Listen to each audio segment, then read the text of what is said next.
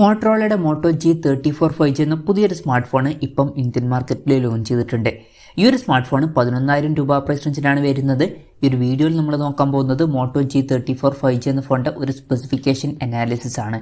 Video തുടങ്ങുന്നതിന് മുമ്പ് പറയാനുള്ള ഒരു കാര്യം എന്താ വെച്ചാൽ, നിങ്ങൾ ടെക് വാർത്തകൾ ഫോളോ ചെയ്യാൻ താല്പര്യമുള്ളവരാണെന്നുണ്ടെങ്കിൽ നമ്മുടെ വാട്സപ്പ് ചാനലിലോ അല്ലാന്നുണ്ടെങ്കിൽ ടെലഗ്രാം ചാനലിലോ ജോയിൻ ചെയ്യാവുന്നതാണ്. താഴെ ഡിസ്ക്രിപ്ഷനിലും അതുപോലെ തന്നെ കമന്റ് ബോക്സിലും നമ്മുടെ വാട്സപ്പ് ചാനലിന്റെയും അതുപോലെ തന്നെ ടെലഗ്രാം ചാനലിന്റെയൊക്കെ ലിങ്കും കാര്യങ്ങളൊക്കെ കൊടുക്കുന്നുണ്ട്.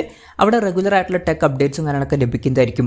ആദ്യം നമ്മൾ എടുത്തു വരേണ്ട ഫീച്ചേഴ്സിനെ പറ്റി പറയുകയാണെന്നുണ്ടെങ്കിൽ, ഒന്നാമത്തെ ഒരു കാര്യം പ്രോസസ്സറാണ്. സ്നാപ്ഡ്രാഗൺ 695 എന്നുള്ള പ്രോസസ്സർ ഈ ഫോണിൽ കൊടുത്തിട്ടുണ്ട്. ഈ ഒരു 11,000 രൂപ പ്രൈസ് റേഞ്ചിൽ ഇത് ബെസ്റ്റ് ആയിട്ടുള്ള പ്രോസസ്സറാണ് എന്ന് തന്നെ പറയാവുന്നതാണ്. വളരെ മികച്ചൊരു പ്രോസസ്സറും കാര്യങ്ങളൊക്കെ കൊടുത്തിട്ടുണ്ട്. പിന്നെ 13 5G ബാൻഡ്സും കാര്യങ്ങളൊക്കെ ഇതിൽ വരുന്നുണ്ട്. അതുപോലെ തന്നെ എടുത്തു പറയേണ്ട ഫീച്ചേഴ്സിൽ ഉൾപ്പെടുത്താൻ പറ്റിയിട്ടുള്ള മറ്റൊരു കാര്യം, സ്റ്റീരിയോ സ്പീക്കേഴ്സും കാര്യങ്ങളൊക്കെ ഇതിൽ കൊടുത്തിട്ടുണ്ട്. ഈ ഒരു പ്രൈസ് റേഞ്ചിൽ അത് നല്ലൊരു കാര്യമാണ്. പിന്നെ ഡോൾബി അറ്റ്മോസിന്റെ സൗണ്ടും ഇതിൽ സപ്പോർട്ട് ചെയ്യുന്നുണ്ട്. പിന്നെ പറയേണ്ട മറ്റൊരു കാര്യം, ആൻഡ്രോയിഡ് 14 ബേസ് ആയിട്ടുള്ള സോഫ്റ്റ്വെയർ തന്നെ ഇതിൽ വരുന്നുണ്ട്. അപ്പം ഈ ഒരു പ്രൈസ് റേഞ്ചിലൊക്കെ കൂടുതലും ആൻഡ്രോയിഡ് 13 ബേസ് ആയിട്ടുള്ള സോഫ്റ്റ്വെയർ ആണ് വരാറ്. പക്ഷേ ഈ ഫോണിൽ ആൻഡ്രോയിഡ് 14 ബേസ് ആയിട്ടുള്ള സോഫ്റ്റ്വെയർ വരുന്നുണ്ട്. ആൻഡ്രോയിഡ് 14 ബേസ് ആയിട്ടുള്ള MyOS സോഫ്റ്റ്വെയർ ആണ് ഇതിൽ വരുന്നത്. അപ്പം അത് നല്ലൊരു കാര്യം തന്നെയാണ്. പിന്നെ ഇതിൽ 1 കൊല്ലത്തെ OS അപ്ഡേറ്റും 3 കൊല്ലത്തെ സെക്യൂരിറ്റി അപ്ഡേറ്റ്സും കാര്യങ്ങളൊക്കെ ലഭിക്കുന്നതായിരിക്കും. അപ്പം ഇതൊക്കെയാണ് എടുത്തു പറയേണ്ട ഫീച്ചേഴ്സിൽ പറയാനുള്ള കാര്യങ്ങൾ. ഇനി ഈ ഒരു പ്രൈസ് റേഞ്ചിൽ വലിയ തരക്കേടില്ല എന്ന് തോന്നിയിട്ടുള്ള ഫീച്ചേഴ്സിനെ പറ്റി പറയുകയാണെന്നുണ്ടെങ്കിൽ, ബാക്കി ഫീച്ചേഴ്സൊക്കെ നമുക്ക് ഈ ഒരു സെക്ഷനിൽ ഉൾപ്പെടുത്താവുന്നതാണ്. ഈ ഒരു ഫോണിൻ്റെ ബേസ് വേരിയൻറ്റിൽ 4GB റാമും 128GB ഇൻറ്റേർണലും വരുന്നുണ്ട്. പിന്നെ 8GB റാമും 128GB ഇൻറ്റേർണലുമായിട്ട് വരുന്ന ഒരു വെർഷനും വരുന്നുണ്ട്. ആ ഒരു വെർഷൻ നമുക്ക് 12,000 രൂപ പ്രൈസ് റേഞ്ചിൽ തന്നെ കിട്ടുന്നുണ്ട്. 12,000 രൂപ പ്രൈസ് റേഞ്ചിൽ തന്നെ 8GB റാമൊക്കെ വരുന്നുണ്ട്. LPDDR4Xന്റെ റാമും UFS 2.2 സ്റ്റോറേജ് ടൈപ്പും ഇതിൽ കൊടുത്തിട്ടുണ്ട്. മെമ്മറി എക്സ്പാൻഡ് ചെയ്യണമെന്നുണ്ടെങ്കിൽ ഹൈബ്രിഡ് സിം സ്ലോട്ടാണ് ഈ ഫോണിൽ വരുന്നത്. അതായത് മെമ്മറി കാർഡ് യൂസ് ചെയ്യണമെന്നുണ്ടെങ്കിൽ യൂസ് ചെയ്യാം. പക്ഷേ മെമ്മറി കാർഡ് യൂസ് ചെയ്യണമെന്നുണ്ടെങ്കിൽ ഒരു സിം മാത്രമേ യൂസ് ചെയ്യാൻ പറ്റുള്ളൂ. വെർച്വൽ റാം എന്നുള്ള ഫീച്ചറും ഇതിൽ വരുന്നുണ്ട്. അതായത് എക്സ്ട്രാ റാം വേണ്ട സമയത്ത് ഇന്റേണൽ മെമ്മറിയിൽ നിന്ന് കുറച്ച് മെമ്മറി എടുത്തിട്ട് അത് റാമായിട്ട് യൂസ് ചെയ്യും. അങ്ങനെ 8GB റാം വരെ എക്സ്ട്രാ ലഭിക്കുന്നതായിരിക്കും. 3.5mm മോഡി ജാക്ക് ഈ ഫോണിൽ വരുന്നുണ്ട്. ക്യാമറയുടെ കാര്യം പറയുകയാണെന്നുണ്ടെങ്കിൽ ഫോണിൻ്റെ പിന്നിൽ ഡുവൽ ക്യാമറ സെറ്റപ്പ് കൊടുത്തിട്ടുണ്ട്. 50 മെഗാ പിക്സലിൻ്റെ f1.8 അപ്പേഴ്സിൽ വരുന്ന മെയിൻ ക്യാമറ സെൻസറാണ് ഈ ഫോണിൽ വരുന്നത്. പിന്നെ 2 മെഗാ പിക്സലിൻ്റെ f2.4 അപ്പേഴ്സിൽ വരുന്ന മാക്രോ ലെൻസും വരുന്നുണ്ട്. അൾട്രാ വൈഡ് ആംഗിൾ ലെൻസ് ഒന്നും വരുന്നില്ല. പക്ഷേ ഈ ഒരു പ്രൈസ് റേഞ്ചിൽ അതൊരു പ്രശ്നമായിട്ട് പറയാൻ പറ്റില്ല. പിന്നെ ഫ്രണ്ടിൽ 16 മെഗാ പിക്സലിൻ്റെ f2.4 അപ്പേഴ്സിൽ വരുന്ന സെൽഫി ക്യാമറ ആണ് വരുന്നത്. ഓൺ പേപ്പർ തരക്കേടില്ലാത്തൊരു ക്യാമറ സ്പെസിഫിക്കേഷൻ വരുന്നുണ്ട് എന്ന് പറയാവുന്നതാണ്. ഇനി ബാറ്ററിയുടെ കാര്യത്തിൽ 5000 mAh ബാറ്ററി കൊടുത്തിട്ടുണ്ട്. 20 വാട്ടിൻ്റെ ഫാസ്റ്റ് ചാർജ് സപ്പോർട്ടാണ് വരുന്നത്. ഫോണിൻ്റെ ബോക്സിൽ 20 വാട്ടിൻ്റെ ചാർജറും കൊടുത്തിട്ടുണ്ട്. Type-C ചാർജിംഗ് പോർട്ടാണ് ഇതിൽ വരുന്നത്. ഈ ഒരു പ്രൈസ് റേഞ്ചിൽ അത്യാവശ്യം തരക്കേടില്ലാത്ത നല്ലൊരു ബാറ്ററി സെറ്റപ്പ് വരുന്നുണ്ട് എന്ന് പറയാവുന്നതാണ്. Side mounted finger print sensor ഈ ഫോണിൽ വരുന്നുണ്ട്. ഫോണിൻ്റെ വെയിറ്റ് വരുന്നത് 179 ഗ്രാമാണ്. തിക്നെസ് വരുന്നത് 8 mm ആണ്. പ്ലാസ്റ്റിക് ബാക്ക് ബോഡിയാണ് ഈ ഫോണിൽ കൊടുത്തിരിക്കുന്നത്. പിന്നെ IP52 റേറ്റിംഗ് ഇതിൽ സപ്പോർട്ട് ചെയ്യുന്നുണ്ട്. അത് നല്ലൊരു കാര്യം തന്നെയാണ്.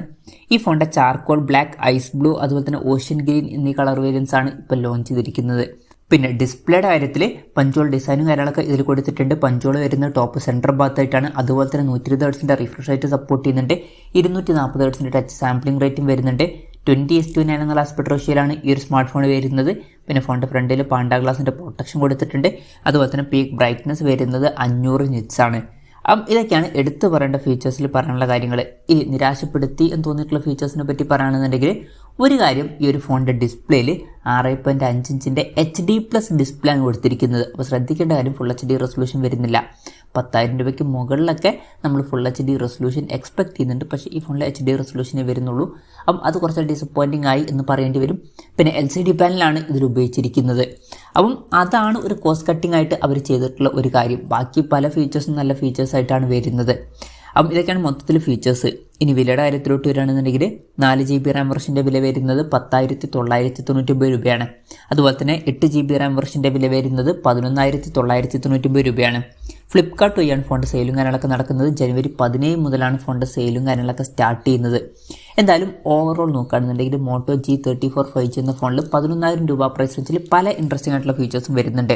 ഈ ഒരു പ്രൈസ് റേഞ്ചിൽ വളരെ നല്ലൊരു പ്രോസസ്സറും കാര്യങ്ങളൊക്കെ കൊടുത്തിട്ടുണ്ട്. അതുപോലെ തന്നെ 13 5G ബാൻഡ്സും കാര്യങ്ങളൊക്കെ വരുന്നുണ്ട്. സ്റ്റീരിയോ സ്പീക്കേഴ്സ് വരുന്നുണ്ട്. പിന്നെ തരക്കേടില്ലാത്ത ബാറ്ററി സെറ്റപ്പും തരക്കേടില്ലാത്ത ഓൺ പേപ്പർ ക്യാമറ സ്പെസിഫിക്കേഷനും ഒക്കെ വരുന്നുണ്ട്. പക്ഷേ ശ്രദ്ധിക്കേണ്ട ഒരു കാര്യം HD റെസൊല്യൂഷൻ മാത്രമേ വരുന്നുള്ളൂ. അത് ഓക്കെ ആണെന്നുണ്ടെങ്കിൽ ബാക്കി ഫീച്ചേഴ്സൊക്കെ നല്ല ഫീച്ചേഴ്സായിട്ടാണ് എനിക്ക് തോന്നിയിട്ടുള്ളത്. അപ്പം ആ ഒരു കാര്യം ഓക്കെ ആണെന്നുണ്ടെങ്കിൽ നിങ്ങൾക്ക് ഈ ഒരു പ്രൈസ് റേഞ്ചിൽ കൺസിഡർ ചെയ്യാൻ പറ്റിയിട്ടുള്ള ഒരു ഫോൺ തന്നെയായിരിക്കും Moto G34 5G എന്നൊക്കെ പറയാവുന്നതാണ്. ഈ ഒരു പ്രൈസ് റേഞ്ചിൽ അത്യാവശ്യം നല്ല ഫീച്ചേഴ്സൊക്കെ വരുന്നതായിട്ടാണ് എനിക്ക് തോന്നിയിട്ടുള്ളത്. എന്തായാലും Moto G34 5G എന്ന ഫോണിനെ പറ്റിയിട്ടുള്ള നിങ്ങളുടെ അഭിപ്രായം ജസ്റ്റ് ഒന്ന് കമൻറ്റ് ചെയ്യുക. അതുപോലെ തന്നെ HD റെസൊല്യൂഷൻ മാത്രമേ ഉള്ളൂ എന്നുള്ളത് ഒരു ഡീൽ ബ്രേക്കർ ആണോ എന്നുള്ള കാര്യം കൂടി ജസ്റ്റ് ഒന്ന് കമൻറ്റ് ചെയ്യുക. അപ്പം എൻ്റെ ഒരു പേഴ്സണൽ അഭിപ്രായം ചോദിക്കുകയാണെന്നുണ്ടെങ്കിൽ എൻ്റെ ഒരു അഭിപ്രായത്തിൽ എനിക്ക് അതൊരു ഡീൽ ബ്രേക്കറാണ്. നിങ്ങൾക്ക് എങ്ങനെയാണെന്നുള്ള കാര്യം ജസ്റ്റ് ഒന്ന് കമൻറ്റ് ചെയ്യുക.